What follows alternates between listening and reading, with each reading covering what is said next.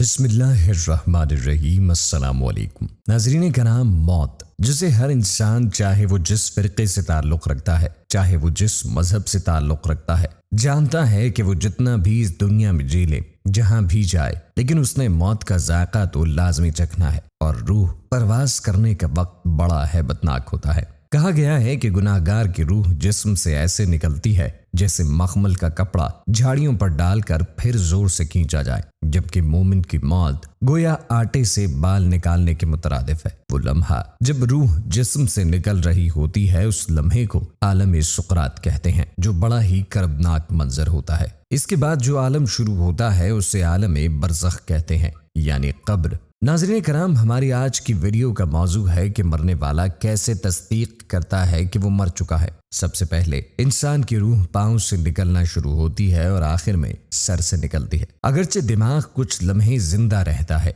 जब इंसान मर जाता है या उसकी रूह परवाज हो जाती है तो उसे यूं लगता है गोया वो ख्वाब देख रहा है। उसके साथ जो कुछ भी होता है उसे यही महसूस होता है कि वो ख्वाब में है। उसे नहलाया जाता है, कफनाया जाता है, नमाज़े जनाजा पढ़ाया जाता है। उसे बस इतना पता होता है कि जो सब कुछ हो रहा है वो ख्वाब में है। उसके बाद आलम बरज़ख शुरू हो जाता है। उसके अहले व अयाल उसके जिस्म खाकी को कब्र में दफन करके घर की तरफ रवाना हो जाते हैं। तब दो फरिश्ते आते हैं और एक उसे कांधे से हिलाएगा ताकि वो उठ बैठे। तो उसका जो ख्वाब था अब वो उससे बेदार हो चुका है और सबसे पहले वो अपने कफन को हाथ लगाकर कहता है कि मेरा लिबास कहाँ है और मैं कहाँ हूँ। उस वक्त अब उसे एक फरिश्ता बताएगा कि वो मर चुका है और अब वो अपनी कब्र में बैठा है। वो फरिश्ते जो उसकी कब्र में उतारे जाते हैं उन्हें मुनकर नकीर कहते हैं। जब उसे पता चलता है कि वो मर चुका है तो तब वो चीखता चिल्लाता है और अल्लाह के हुजूर गिड़गिड़ाता है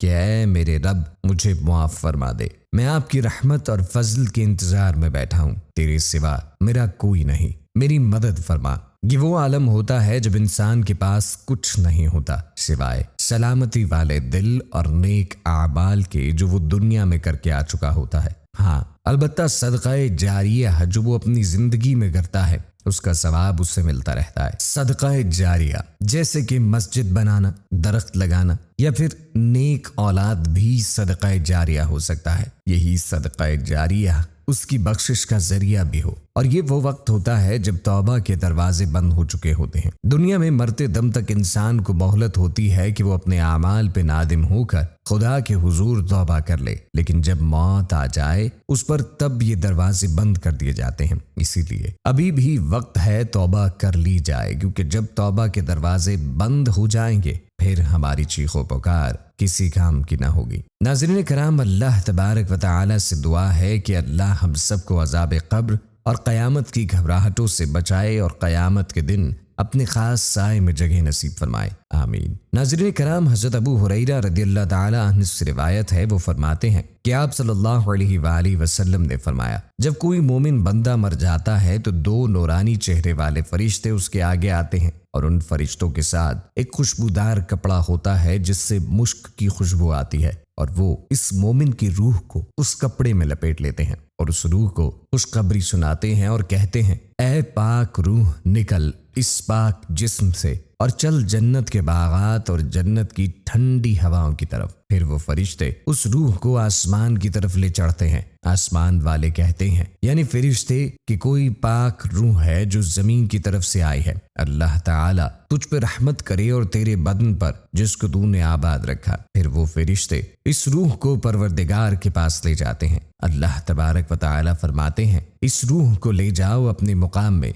यानी इल्हीन में, जहाँ मोमिनों की अरवाह रहती हैं। क़यामत होने तक वहीं रखो। इसी तरह जब किसी काफिर की रूह निकलती है तो दो फरिश्ते बदसूरत और डरावने चेहरे वाले आते हैं और उन फरिश्तों के साथ गंदा और बदबूदार टाट होता है। वो उस काफिर की रूह को उस टाट में लपेट लेते हैं और लानत भेजते हुए इस रूह को खबर सुनाते हैं, ऐ नापाक रूह, निकल नापाक जिस्म से, चल जहन्नम की तरफ और गर्म खौलते हुए पानी और जहन्नम की गर्म हवाओं की तरफ रब की नाराजगी के साथ। फिर उस रूह को लेकर आसमान की तरफ चढ़ते हैं آسمان والے فرشتے کہتے ہیں کوئی ناپاک روح جو زمین کی طرف سے آئی ہے، پھر حکم ہوتا ہے اس کو لے جاؤ اس کے مقام میں یعنی سجین میں جہاں کافروں کی روحیں رہتی ہیں۔ قیامت قائم ہونے تک حضرت ابو ہریرہ رضی اللہ تعالی عنہ نے کہا کہ آپ صلی اللہ علیہ وآلہ وسلم نے ایک باریک کپڑا جو آپ اوڑے ہوئے تھے اپنی ناک پہ ڈالا جب کافر کی روح کا ذکر کیا اس کی بدبو بیان کرنے کے لیے۔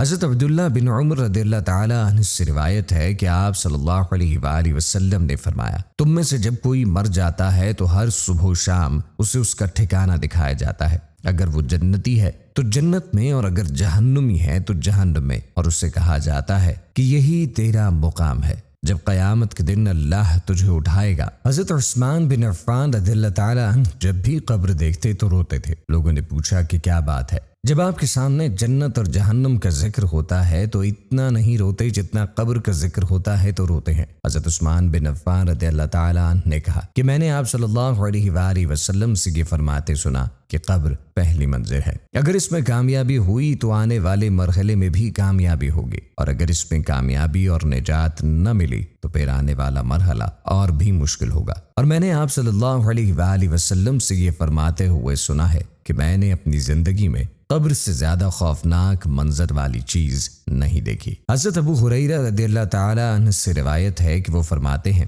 کہ رسول اللہ صلی اللہ علیہ وآلہ وسلم اکثر یہ دعا کیا کرتے تھے، اے اللہ میں عذاب قبر، عذاب جہنم، زندگی اور موت کی خرابی اور مسیح دجال کے فتنے سے تیری پناہ چاہتا ہوں۔ ناظرین کرام، ہم بہت جلد اس جگہ جانے والے ہیں۔ اس زندگی کے عیش و آرام کو چھوڑ کر قبر کے گڑھے میں اترنے والے ہیں۔ ہر ایک کو جانا ہے، اگرچہ وہ چاہے یا نہ چاہے۔ ہم خود ہی اپنا محاسبہ کریں کہ ہم اس جگہ کے لیے کتنی تیاری کر رہے ہیں اور اس چند دن کی زندگی کے لیے کیا کیا آرزوئیں کیے ہوئے ہیں۔ اسی لیے ناظرین کرام، ابھی بھی وقت ہے کہ سنبھل جائیں اور ایسی خطائیں، ایسی غلطیاں، ایسی لغزشیں جو ہم سے سرزد ہو رہی ہیں ان سے توبہ طائب ہو جائیں، اللہ کے حضور سر بسجود ہو کر گڑ گڑا کر اپنے کبیرہ صغیرہ گناہوں کی معافی طلب کریں اور اللہ سے پناہ مانگیں ان موت کے مشکل مراحل میں کہ جہاں انسان کو انتہا درجے کی تکلیف ہوتی ہے، اور پھر قبر کے عذاب سے کہ جہاں مختلف قسم کے کیڑے مکوڑے ہوں گے، ایسے جانور کہ جو ہم نے زندگی میں دیکھے بھی نہ ہوں گے، وہ بھی قبر میں انسان کی میتوں کو کھا جاتے ہیں۔ انسان مٹی سے پیدا ہوا اور پھر اسے مٹی ہونا ہے۔ اللہ سے دعا ہے کہ اللہ تبارک و تعالی ہماری آخرت آسان کرے، ہمارا ایمان پہ خاتمہ فرمائے اور ہمیں ویسا بنا دے جیسا وہ چاہتا ہے۔